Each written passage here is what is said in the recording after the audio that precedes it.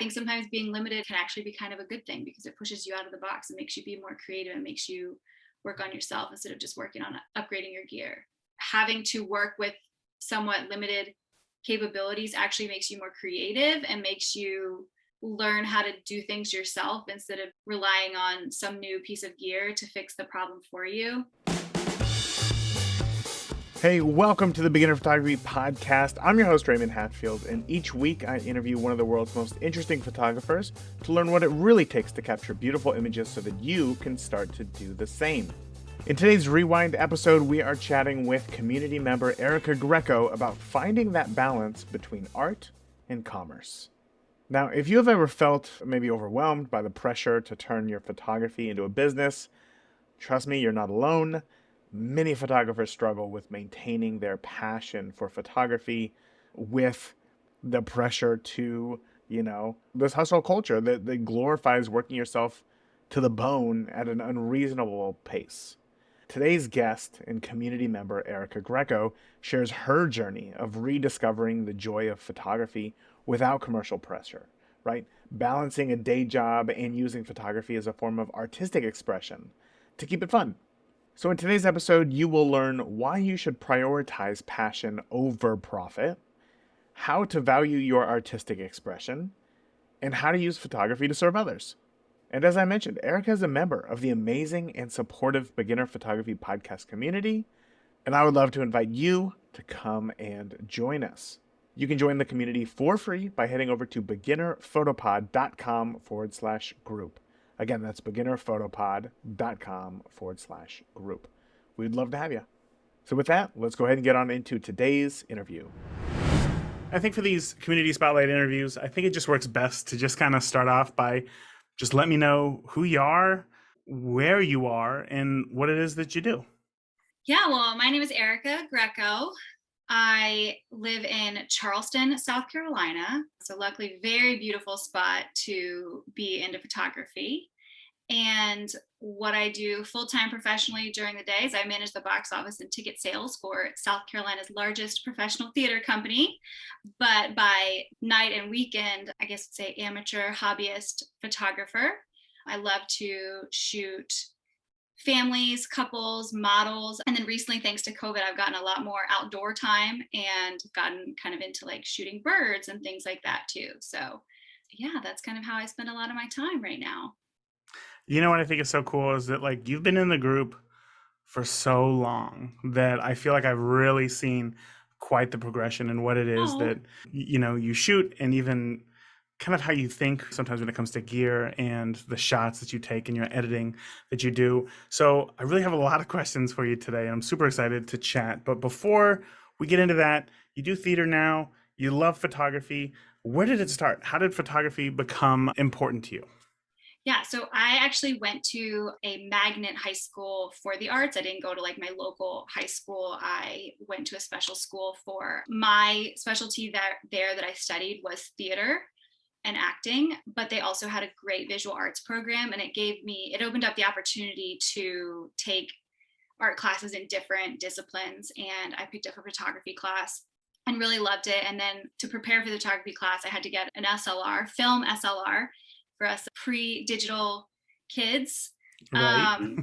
And yeah, so it was really in high school. I knew that I wanted to go to this great high school for the arts, and I thought I was just going for theater. Little did I know it was going to open me up to this other artistic passion that I was going to hold on to for the rest of my life as well. So definitely started at good old Patapsco High School in Baltimore, Maryland, where I grew up. What was that? Patapsco? Patapsco. It's Oh the, man, it's it's that the is a name of a mouthful right there. it's the name of a river. Oh, okay. I got it. So what happens next? Because I think many of us get interested in photography oftentimes in high school, whether it be the dark room, whatever it is. But how does that grow into, or I guess let me step back. What sorts of things were you shooting back then? And was that what interested you in photography the most? So back then, I think it was just, I did probably more like street photography in high school, just walking around Baltimore, taking pictures of, just random scenes that looked cool or random people that looked cool. Didn't do a lot of staged photo shoots or anything back then. It was more kind of whatever was found in my environment. yeah, so that's pretty much what I was shooting back then. And then, sorry, I forget the rest of the question. How does that grow into the rest of your life? Because after high school, we just kind of Right. forget a lot of the things. What was it about photography? Yeah, so I actually did for a while. My path wanders quite a bit. Even though I went to this arts high school, I was the first person in my family to go to college. I didn't see theater or photography as a real career field. I didn't really think that that was a way that I could grow up and make a living. So I kind of put both of them away for a while to study the highly practical field of political science. Oh, yes. Yeah, spent my 4 years at college studying political science, thought I was going to go to law school, thought I was going to work in politics. Got close to the end of graduation, realized I in no way wanted to go to law school or work in politics, not in a million billion years, not with a 10-foot pole. So I taught, I worked in education, I kind of did all sorts of different things. But meanwhile, still really needing some sort of artistic and creative outlet. So even in college, I still had my little film camera with me sometimes and would take pictures around campus. But I did kind of get away from it for a while because I had this incorrect mindset that I didn't need to, or that I shouldn't be spending my time with theater or with photography if it wasn't going to be a business. If it wasn't going to be a job, then why would I continue doing it? Or why should I continue honing my skills or like investing in my practice, things like that. So I kind of put it down for a while because I had this mindset that if it wasn't going to be a job or at least a side hustle, then it didn't have value and I shouldn't be pursuing it anymore. That's not what a grown up does with their time, you know? Mm-hmm.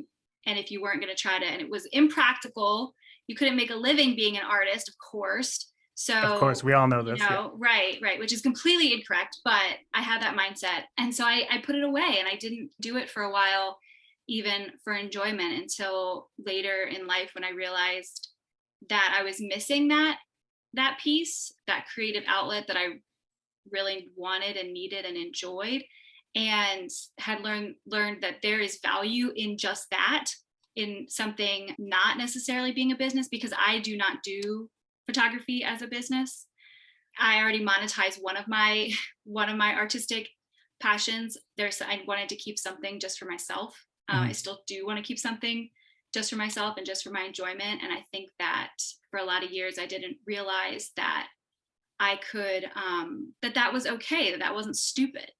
So yeah, then I eventually found my way actually back to, a career in theater, which was like my first artistic love.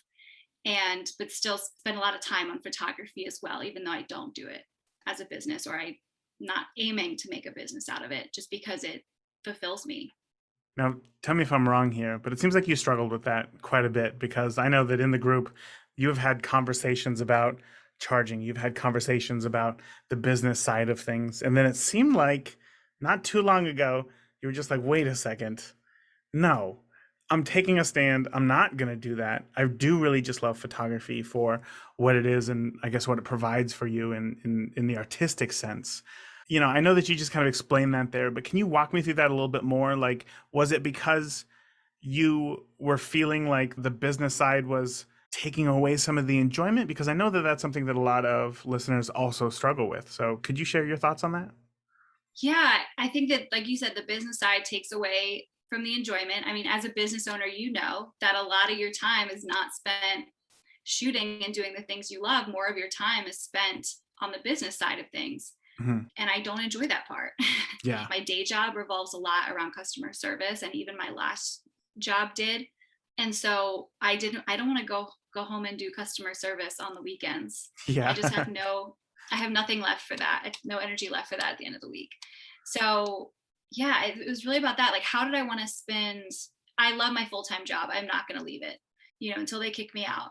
So how do I want to spend my time outside of that? Is it still dealing with customers and clients and dealing with the business side of things when I work really hard at that kind of stuff all week? And it wasn't how I wanted to spend my free time. And I felt like if I tried to push myself to fit my photography journey into this box that I felt like I was just supposed to do, like, if you do photography, you should make it your job, or you should make it at least a side hustle. You should make it Right.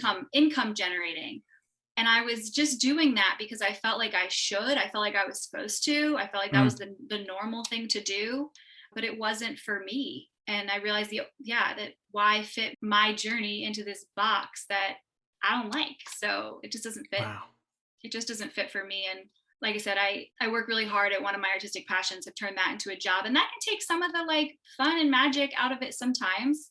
So I needed something that was just, like I said, just for me. And I finally saw the value in that and realized it's not everything has to be monetized. Not everything has to be a hustle. Like art can just be art, and you can just do it for your artistic expression. It doesn't have to be because you're going to make it a business one day. You can, and if you do, great, fantastic. But that's not for me, at least not right now. I love that so much.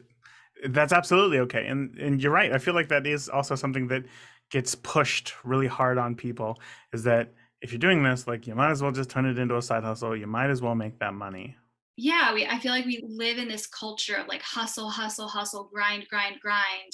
Get 100,000 followers, make your first million, retire at whatever age. Like it's Right. just, and unless you hit that standard, or if you're not at least striving for that standard, then your life isn't good enough, or what your activities aren't good enough, or you're not working hard enough, or you're not this or that enough. But at the end of the day, yeah, that's just someone else's path and that's someone else's box, and you don't have to fit yourself or your journey or your hobbies or your passions into the mold someone else created. I just, yeah, pure rejection of that, like hustle, hustle, hustle, grind, grind, grind culture. So we got to have some fun too. Yeah, we do gotta have. Okay, so then let me play devil's advocate here for you. Can I ask what your other artistic endeavor is that you said that you've monetized? Oh, well, I work full time in theater. Oh, I see. Okay. Yeah. Okay. I was thinking, I don't know, pottery, or I don't know, No. something else that you were doing. And I guess the question that I was going to ask was, why did you choose to keep photography the passion, and then whatever the other thing is as the profit generator? But that makes more sense because you can't really do the all of live performance on your own. Yeah, Yes. so no, we've got a quite large theater company. I do not perform anymore. I sell tickets and do customer service and stuff like that. So, Gotcha. but I work in a theater. I'm very lucky. I work in a theater that I started as a fan of. So Oh, that's so cool. I was going, I've lived in Charleston for like 10 years now. And as soon as I got to town, I found this theater. It's called Charleston Stage. We're out of the historic Dock Street Theater, which anybody who has visited Charleston has seen. It's a beautiful historic building. And as soon as I got to town, I started seeing the shows there. I loved it. I love the theater. I love the company. The director that I work for now, he's the direct founder of the company. So he's been there for a billion years. And he writes a lot of the shows too. So the first play I saw in Charleston was an original work by our director, Julian Wiles. And so he was just this larger than life character to me. And then a job opened up. I saw when I was ready to leave an old job, a job there opened up, and I was like, this is it. So that's how I chose to, like, which of my Ah, passions to follow a career in and which to do on the side, is just that the opportunity presented itself and I jumped on it. And hey, if there was a photography opportunity that just was perfect and presented itself the way this theater opportunity did, then maybe I'd be in photography full time. But right. since I am in theater full time now, it's awesome to get to work with all these creative, amazing people that I admired from afar for so long. But it does sometimes take, if you're working in a field that you love, it's a job. It becomes Hmm. work. It's not just fun and play and passion anymore. It becomes work. And I didn't want to do that to photography too, you Yeah, know? yeah. Well, I think it's great because, like, I can hear it in your voice as you were describing this to me, just how much you do like your job. I think more than the majority of people. So that's always exciting when you get to be able to say something like that, or just in the way that you say it. I think that that is going to help you long term. But back to photography. Now that I think about kind of your earliest days back in high school, shooting there, I want to know, because you said that you were shooting film at the time. The camera that you had, was that full manual, or were you shooting an auto, or what was that learning curve like for you? Yeah. So we were shooting on manual, I'm pretty sure. It's been a while now. It's been a minute. We Right. talked about what year we were born and what year we Yeah. graduated. Yeah, so we were shooting in manual. We learned about the exposure triangle and all that stuff, and I loved that. Loved the dark room. loved Mhm. black and white, like swore I would never go digital because like that's not real photography. That's Yeah. cheating. You never know when a photo has just been edited to look that good. Like, but now I do not own a film camera anymore. So That is too funny. So then I guess in those early days, was there something that you remember that was particularly challenging for you to grasp or understand or put into practice? I feel like it was harder once I picked it back up years later in digital than it was the first time around. I think because the first time around, I was in a class, it was pre Instagram and social media age. So just developing a picture that you took yourself and developed yourself and, had any sort of like artistic flair to it was like impressive. The bar wasn't so high as it is now. Now you can just immerse yourself in crazy talented artists just by scrolling your Instagram feed. There's just so much good work out there that I feel like it really raised everybody's standards. So I didn't feel like I struggled with a lot back in high school, but I think it was because the bar was a little bit lower. It was like, oh man, I took this picture of a flower and I developed it myself. And this is so, I mounted it on some black cardboard and this is so cool. Where once I picked it back up in the age of digital photography and social media and just being exposed to a lot more good photography, that's when the challenges came because my standards had been changed. Wow. So let me think about that for a second. So the standards had been changed. So photography got harder for you. In terms of, was it a personal thing? Were you just feeling like, oh, wait, I'm not as good of a photographer as I think I am? Or were you trying something that you were seeing and realizing that it was harder than you expected? How so? Yeah, so I think that the part of it is insecurity because you play the comparison game, even though you're not supposed to. Don't Right. compare your journey or your life to someone else's. Like we still all do it, and I think that there's a place for that. It made me improve. It definitely made me improve. Where if you just don't look at anybody else's work or don't compare yourself ever, do you really know in which direction to go to improve your work? Hmm. But there can be joy lost in comparison for sure. So yeah, I think that part of it is just all of a sudden I realized all the problems or all the shortfalls or all the areas I could improve when I started seeing people who were more advanced and more skilled and more experienced than me and was really exposed to them just on a regular basis versus like I said in high school it's just like wow I developed a picture, this is awesome. Yeah. And I think part of it was also making the transition to digital and relearning some of the basics after I put the camera down for a little while and then the transition to digital. And there's just a lot more options. There's a lot more buttons to learn. So there was some kind of personal growth that had to be made as far as being secure enough to have some confidence in my work. That's confidence is always an issue for me. But then there was technical growth to be made too, to make that transition to digital and just kind of get back in the groove of things. Was there anything from a technical standpoint in particular that you can think of? Oh gosh, like focus, like having things be in Yeah. focus was like an adventure. Isn't For that a so while, funny? you take a picture on your little tiny little screen. You're like, yes, I nailed it. And then you get it to a computer and make it bigger, and you're like, oh man, that's Yeah. completely out of focus. So yeah, focus, lighting, learning Flash. I never did Flash in high school, and yeah, I think those are probably the biggest things: is consistent focus, consistent lighting, and then with part of consistent lighting being how to use artificial lighting, when that natural light isn't an option or isn't Right. your best option or isn't the vision you have in your head. Yeah, right. Yeah, all three of those. Yeah, exactly. And I think when it comes to focus, I don't think that you're alone there. That's definitely something that is very challenging. And then I think the world of mirrorless kind of changed everything again. I feel like everybody I really have got used to, oh, you haven't made the switch yet. no, no, Oh, no. My good. camera is still big and heavy. I can't do it. Look, I resisted digital for a while. Mirrorless is gonna Gonna take have to even wait. longer. So Yeah. no, I feel Hey, like I I'm mean, just if it works though, if yeah. it works, like why change it up? And if you don't rely on these tools for, you know, so one of the reasons why I switched from Canon to Fuji was just simply I felt like it helped me do my job better. And that was it. Right? It was a smaller camera. It kind of helped me blend in a little bit. Mhm. I could be a little less conspicuous. And on a dance floor, like that's what you want. You don't want to, at least I didn't want to be the guy with the giant camera and the flash in everybody's face, right? Mhm.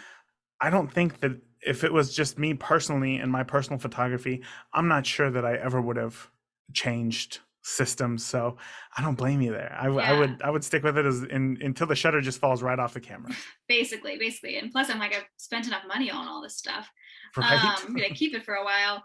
But I think that relates actually to like some really good advice that helped me that came from your podcast, and it was about like not gear chasing, like making sure if you're buying something new that you know exactly why you're buying it and exactly what hole it's going to fill for you or what gap it's going to fill for you. And to me, like mirrorless at this point, I don't even have a full frame camera. I have a crop sensor camera, and the only reason I would change it just because like I don't know, like an illogical like little itch for some new technology, and that's not a good reason to spend a bunch of money. It doesn't fill a need for me, it doesn't fill a gap. And that was really good advice I got actually from your podcast that really Good. helped. So every piece of gear, every lens that I bought and every piece of gear that I bought, I wanted for months, at least months, and I know exactly why I bought it, and that is because of you. Yes, I love to hear that. That is so awesome. That is so awesome. Yeah, I mean, that is such a hard thing. And I think about that too, in the same sense that a lot of people get told that if you're into photography, turn it into a side hustle. I think that today, a lot of people are told once you get into photography, got to go full frame, got to got to get all the big lenses. And I don't necessarily subscribe to that. I went because Yeah. that's kind of the path that I took.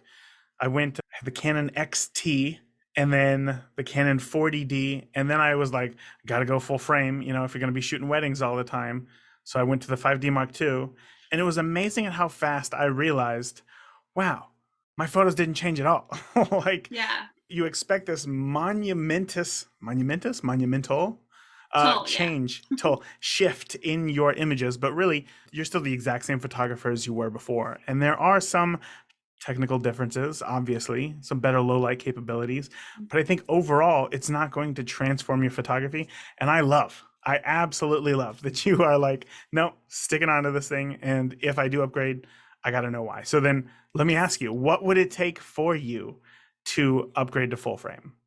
The thing that gets me sometimes tempted for full frame is the low light capability.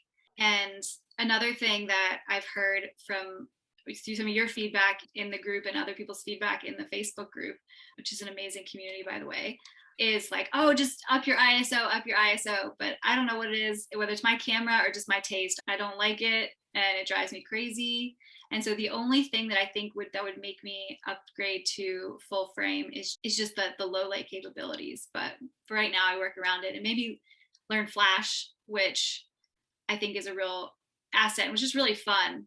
So yeah, I think that sometimes limitations and having to work with somewhat limited capabilities actually makes you more creative and makes you learn how to do things yourself instead of just relying on some new piece of gear to fix the problem for you. So sometimes, what is this, like scarcity is the mother of invention or something like that? Or, oh, yeah, Yeah. something like that. Necessity. So yeah, Something so like like that. I don't have this great low light camera, so I had to learn Flash. Well, Flash is actually really fun and really cool and can really like step up your photos and just change the way you can make just adds an artistic layer to the things that you're able to produce.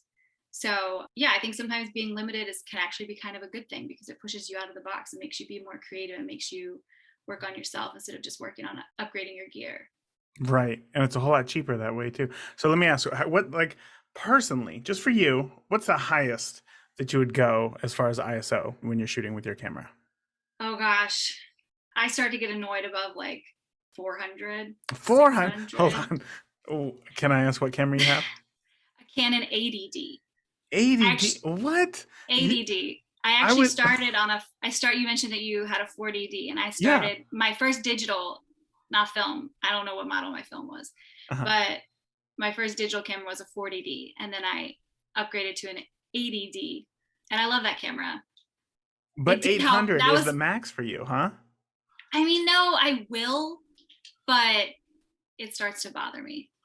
Wow. Well, yeah, you know what? Then I think because the 80D is still a relatively very new camera, I think there's only one model newer than it, which means that essentially going full frame, you're only going to get about a stop more performance out of your ISO. So that means 1600.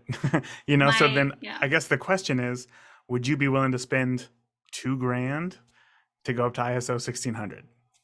absolutely not. And my bank account thanks you for pointing that out. Yeah. Well, hopefully that was a very rough and dirty, I guess, answer to that question, I guess, that you'd be thinking. But no, I mean, it sounds to me like you got to figure it out and that you're happy with it. So I Yeah, would and just stick instead with it. I yeah, and instead I bought some killer lenses that I really had a Yeah. good time with. The first one that so right now I have a Tamron G2 24 to 70 and 70 to 200. And then I have a Sigma 150 to 600, which is my newest purchase. Wow. And that's for birds. And that has been so cool and so fun. And it's funny how like photography has actually made me get more exercise because yeah, I'll put on like miles and miles and miles with that lens, and it's like 6 pounds. Jeez. It's not light, so I get a bit of a workout. I have figured out that the hand I support that lens with, like you can visibly see that the muscle on that arm is stronger, even though it's my left hand, even it's my non-dominant hand. So I was like, why is my bicep on my left arm stronger when I'm very much right-handed? And we're like, oh, it's because I hold that big lens, that big heavy lens That is so funny. with That is my left great. hand. But yeah, it's like it's helped me get outside more. It gets me more exercise. So there's so much value, in my photography, even if I don't try to turn it into a business. And yeah, instead of investing in that full frame camera just because I was supposed to, because it's somebody else's journey that they made up, somebody else's box that I don't have to, or somebody else's plan I don't have to subscribe to, because I didn't do that. I was able to, yeah, like I said, get some killer lenses instead that I've had a great time with. I mean, I've started to find like where all the bald eagles are locally, and that's been really fun and really cool to see, and gotten super into birds. I had a painter, I had an artist, a painting artist, contact me for about a picture I took of a group of roseate spoonbills, which are Oh, wow. these crazy looking pink birds that are so cool, asking me if she could paint it. Oh, And she said wow. if the painting sells, she'll send me a commission. So yeah, like I wouldn't, and it was because I got out because I had this super cool new lens. I couldn't have done that with just because I upgraded to a full frame camera because somebody else said I should. Right, right. And because of the crop factor, you'd actually be further away. So the photo wouldn't be as impactful with a full frame camera. So that's even better. Yeah, yeah. I mean, I love all the lenses that I've invested in, but like I said, I made sure I wanted them. They were in my Amazon cart for a very long time Mhm. before I pulled the trigger, and that was really good advice. And I use and abuse them, take them everywhere, and really get a lot of enjoyment out of the things that I have chosen to invest in. That's good. I love to hear that. One of the things I see often is in like buy sell camera back or photography buy sell trade groups is always like people think that it's this badge of honor when they go to sell a camera, and it's like there's only 1,000 shots on it, and it's like what? Like, how Yeah. is that a good thing? That means that you didn't use it at all. We should be praising the people who have 600,000 shots on their cameras. You know what I mean? Yeah, But that's the one of thing. my gears, it's probably not good, but one of my gears sticks a little bit because it's got sand in it because I've taken it to the beach On one of your to lenses? on my camera. Oh, oh. On my camera. I don't think I've ever taken one of my more expensive lenses to the beach. My camera and a cheap lens will go in the beach. I've done a model shoot out at the beach, and as well as done some astrophotography out there when the Milky Way has been visible. So that's super fun. And yeah, still have there's a little bit of sandiness in one of the gears Oh on my no. camera, but I wear that like a badge of honor. It means that Yeah, I have used it. Oh you my gosh, should. when I did the beach shoot where I was shooting models, I was it was the craziest sight. I had my camera in one hand, but we were in the waves, so I had a flash on a flash stand in the other hand, and I was just trying to balance myself like in a low squat position because the model was like kneeling on the ground, low squat position, and I'm trying to get her getting hit by a wave, like the wave like crashing over her. But that also means that I'm getting hit by a wave. I one time at one point wiped out, got knocked over by one of these waves. Luckily, was able to like hold the camera and the flash stand high enough up in the air to save the camera and stuff. But yeah, I mean, which some people would think is crazy, like why are you standing in the water with your camera? You could get your gear wet. And I'm like, well, what am I gonna do with it if not? Like it's not. Right. I didn't buy it to leave it in the bag and sit on a shelf. So I definitely, yeah, my camera's gone to the beach, in the water, like in and out of suitcases. I'm a little rough on it probably. Well, thank goodness for those big lens muscles that helped you, hold everything Yes, out of the yes, water for you. exactly, Yeah. exactly. It all works itself Hmm. together. That's hilarious. When it comes to photography, I love to know, especially in this day where I feel like Instagram has come out and said that they're no longer photo focused or photo forward, whatever the wording What? was there. Yeah, exactly. Right. So it's like, I'm always interested to know, like, as a photographer, where do you find your inspiration from? I mean, I never thought that I would like Instagram. I was very late to the Instagram game, but I do like Instagram these days as far as seeing work outside of the people around me.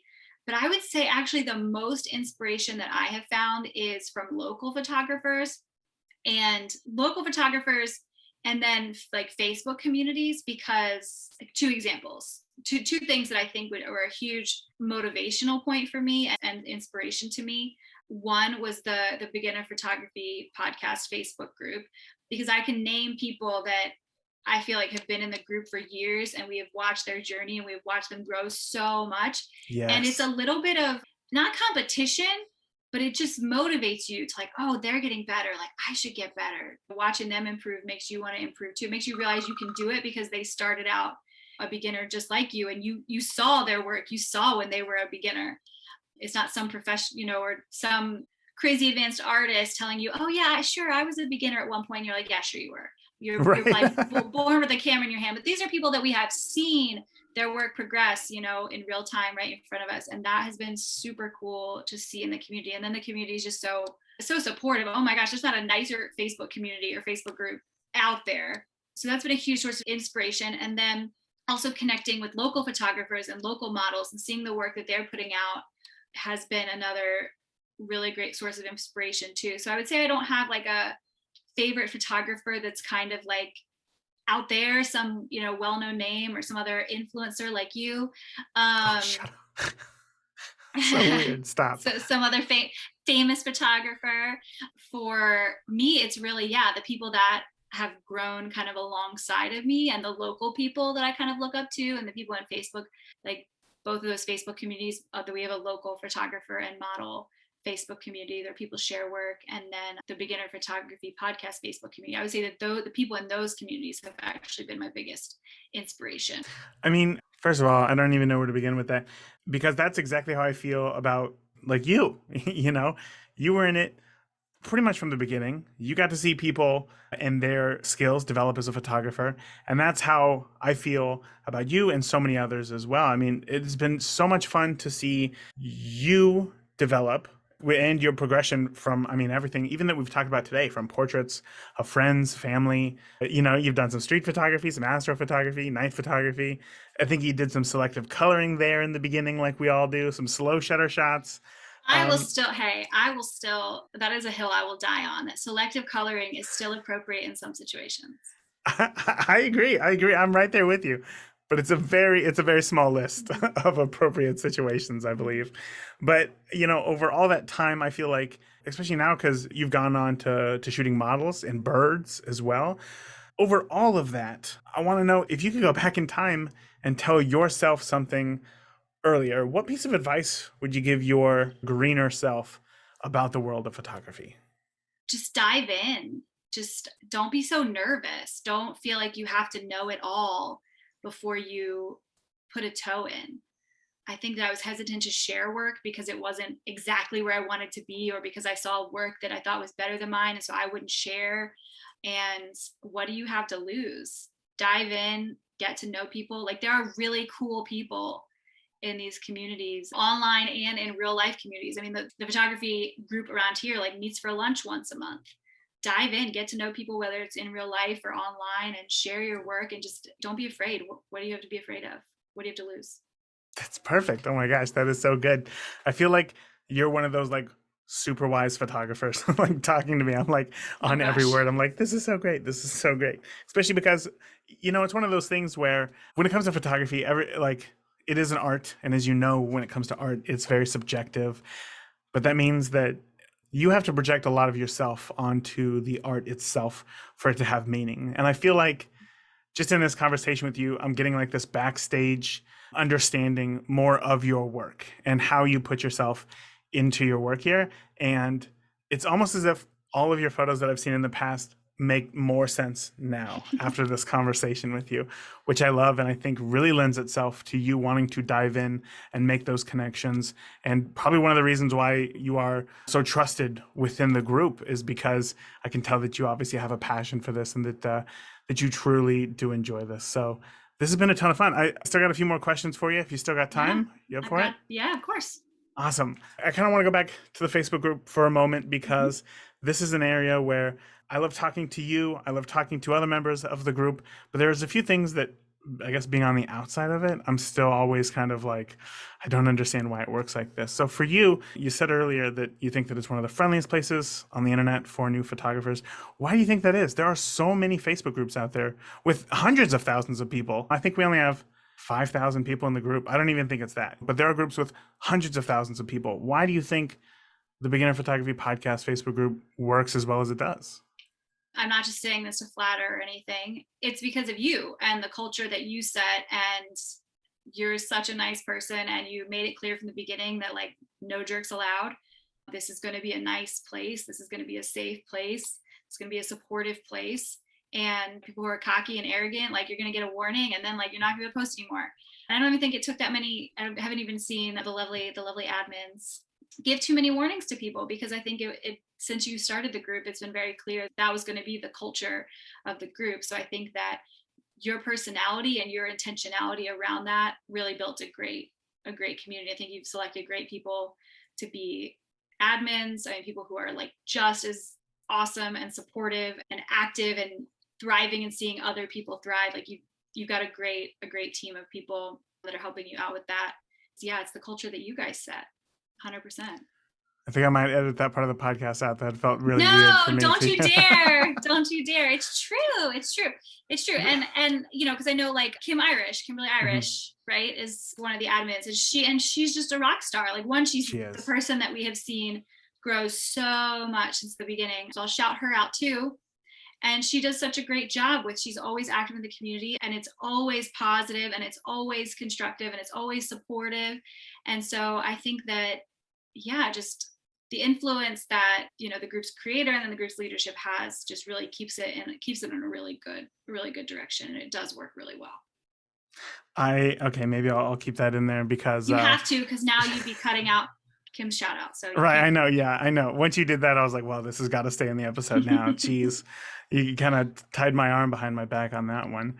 But no, I mean, really, and I know that I've said this before, but it's like I hate when like it's put on me because it's like I'm not the one posting all the time. I'm not the one, I really think that it's you and that it's all the members of the group because y'all have to essentially sign some sort of social contract saying that we're going to be nice to each other and y'all abide by those rules and y'all make the community what it is. If it was just Yeah. me, it would just be me talking to an empty void, and that's just weird. Well, I think you still participate in the group, whenever you have time, like, you record videos to give people feedback and stuff. And so that people can see that and see that that's always friendly and nice. And then I think that that is also a place that people really crave on the internet. The internet is so wild right now and is such a rough place. And so I think that people really crave that much, like, softer, nicer community. And so I think that helps the continuation of that kind of culture, because everybody is willing to be a gatekeeper of that, because it's so important and so rare and so needed on the internet right now. So I think, yeah, I think that because everybody really loves it, no one wants to see it spoiled.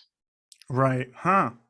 That's an interesting perspective that I had not thought of. I'm gonna have to think about that for a little bit because that is something that it's like as it continues to grow, I try to figure out like how can we keep it this way without getting too crazy because anything too big, I think, can go south real fast. And I'd rather have a much smaller community of friendly photographers than Absolutely. a community of a million people and it's just like the Wild West, like you said. But another question that I got for you is that when it comes to the podcast, I know that you've been listening for a number of years, a long time. You have a lot of range when it comes to your photos. As I said, astro, portraits, street, not They're all very these things. they're very all over the place. So Yeah. it's good that you say they make sense now. And it's really because it's like different phases of my life. I Hmm. mean, from I did some event photography and then COVID happened. So there was no more event photography. So I did a lot of nature photography. And because I don't do this as a career and I just do this as a passion, that's the great thing is I can just go and meander any direction I want. And when I have the bandwidth to do it, I don't have to, worry about my Instagram look or my niche or whatever. I can do whatever suits that phase, that point in life. So I'm glad to hear that my super random, super all over the place phases of photography make a little bit of sense now. Oh, 100%, 100%. But I would love to know, just because you've shot so many different genres and you've tried so many different things, has there been a standout episode of the podcast for you? Yeah. One thing that I can't even remember who it was on the episode, but one thing that really had a lasting impact on me was the idea of using your photography to serve. Could have been And the Blooms, Philip and Eileen Bloom. I think that was it. I Okay. think that was it. That's what I was going to say, but then I didn't want to be wrong. Yeah. There's my lack of confidence. So yeah, they talked about using your photography to serve, and that stuck with me so much. And that's another thing that I think you have the opportunity to do, like whether or not you make this a career or a business. But for me, even when I am taking pictures of a family and stuff, it's a lot of times, well, all the time, I don't shoot people I don't know. It's a family I know, and I don't charge because I just do this for fun. And I'm not out there like nobody at me. I'm not out there advertising free sessions or anything like that. I know that gets a lot, working for free gets a lot of hate in the photography community sometimes, but Screw it. Claim your ground. Yeah. I shoot for free. Do it. These are people in my life, and I can, serve them by I have fun doing it. I enjoy doing it. And I've got this camera, I've got these skills. And so even on a very small scale, it doesn't have to be some like mission trip around the world where it can be, you can bring awareness to really important causes through photography, but you can also just like serve your neighbor. I've had friends that need a headshot for their med school applications or whatever, and they need it and they need it cheap and they need it at the very last minute. And I can be like, yeah, I can do that for you. So I think using your photography to serve in small ways and in bigger ways really stuck with me and made an impact on what I do. Even, with connecting with local models like that, a lot of that is like TFP, time for prints, or trade for prints, or everybody has their own variation of that, that acronym. But I can, have fun and help a local model, get some portfolio shots, or, somebody who maybe lacks a little bit, is just getting into the game, lacks a little bit of confidence, can make them feel really beautiful and feel like, a rock star. Or I've also volunteered for nonprofits and done photos for philanthropic causes and things like that. So using your photography to serve has permeated throughout a lot of what I do. I don't know how to end it any better than that. That is such a great takeaway.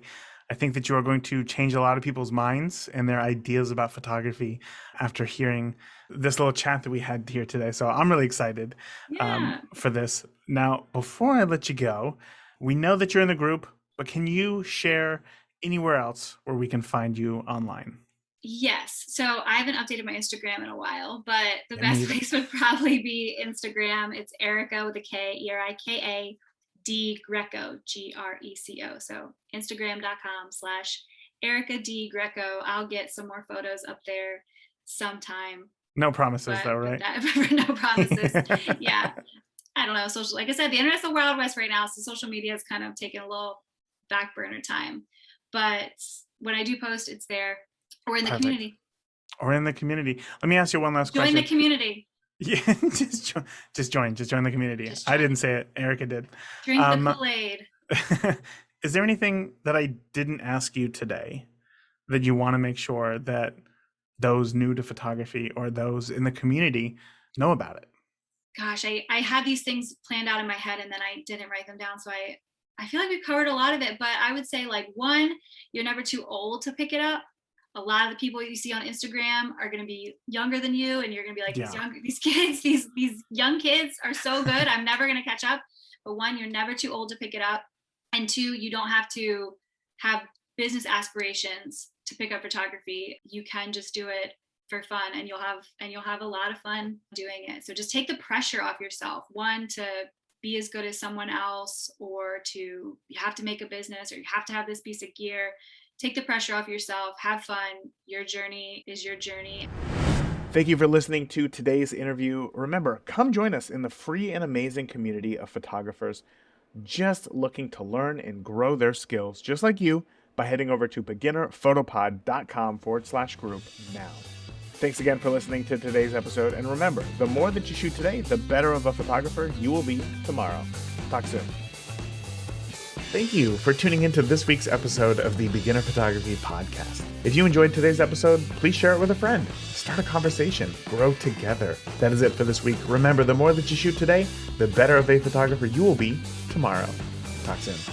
Thank you for listening to the Beginner Photography Podcast. Keep shooting, and we'll see you next week.